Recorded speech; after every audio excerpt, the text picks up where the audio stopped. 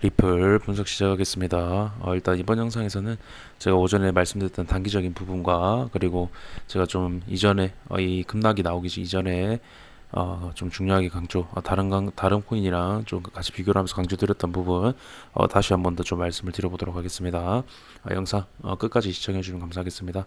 구독 좋아요 한 번씩만 부탁드리겠습니다. 분석 시작하겠습니다.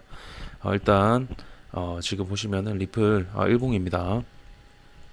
리플 일봉. 그러니까 지금 굉장히 방향성인가 행보가 계속 길어짐으로써 방향성에 대한 부분에 궁금증이 많으실 겁니다. 그래서 제가 좀 강력하게 계속 강조를 드리는 부분이 있는데요.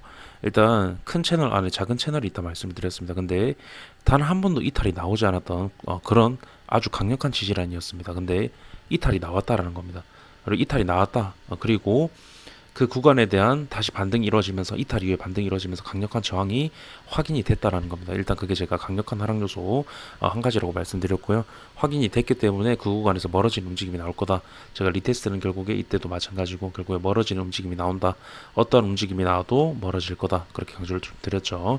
그리고 단기적인 부분에서의 삼각수렴에 대한 하방 이탈 이후에 갭이 메꿔지는 모습, 그러면서 어떠한 채널의 형성, 채널이 형성이 됐고 어제 잠시 깼다가 다시 올리긴 했지만 지금 이 구간이 굉장히 비슷한 구간, 제가 이전에 여기서 말씀드렸던 어떤 이 채널 돌파 이후에 다시 채널 밑으로 내려왔지만 결국에 이탈이 한번 나왔었습니다. 나왔었는데도 불구하고 다시 올렸었죠. 올렸는데 채널 상단부까지 보통 보시면 하단부 이탈, 하단부 터치 이후에는 상단부까지 터치하는 그림이 나왔었습니다. 하지만 못 미쳤다는 건 제가 이 구간에 매도세가 굉장히 강한 그런 부분에 있다. 매도세가 강하기 때문에 이런 그림이 나오는 거다. 그렇게 좀 강조를 드렸었죠. 지금 보시면요. 지금 보시면 지금 상단부까지 터치가 나오지 못하고 저항을 강하게 바르면서 지금 하락하는 그런 모습이죠. 그렇기 때문에 이 구간이 매도세가 강해졌다라는 겁니다. 강해질 수밖에 없는 이유는 어떤 상각수렴에 대한 하방 이탈과 갭 메우기가 이루어졌기 때문에 가랑력과 하락 요소 두 가지 중에 하나. 그다음에 이 구간에 저항이 확인됐기 때문에 저항이 확인이 됐다라는 건 그 구간에서 매수보다 매도세가 월등히 많이 나올 확률이 높다. 그렇게 강조를 좀 계속 드렸었죠. 이게 지금 단기적인 부분에서 가장 엄청나게 중요한 부분이기 때문에 제가 매 영상 앞에 매번 말씀을 드리는 내용이고요. 그리고 이번에 좀 새롭게 드릴 부분이 어떤 부분이냐면요.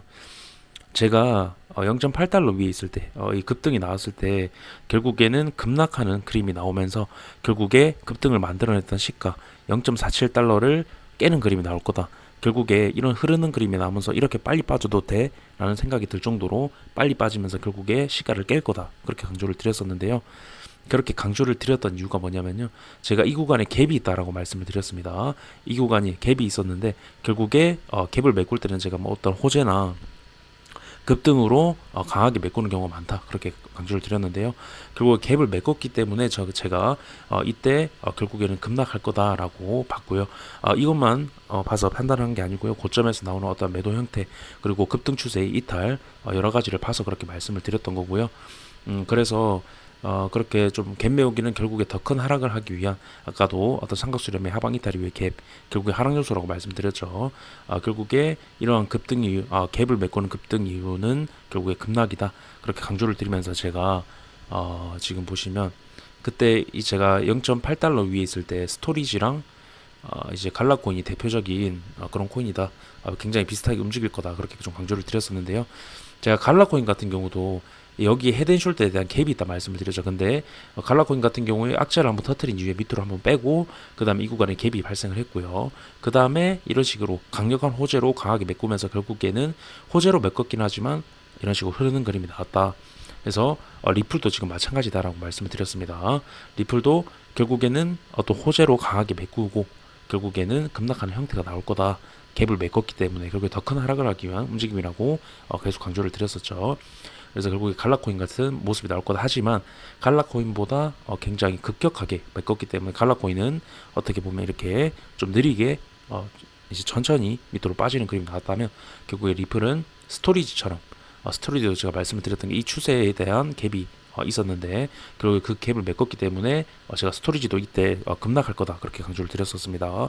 결국에 이렇게 빠지는 그림이 나왔었고 결국에는 가장 중요한 건 상승을 만들어냈던 강력한 상승을 만들어냈던 시가를 힘없이 이탈이 나왔다라는 겁니다.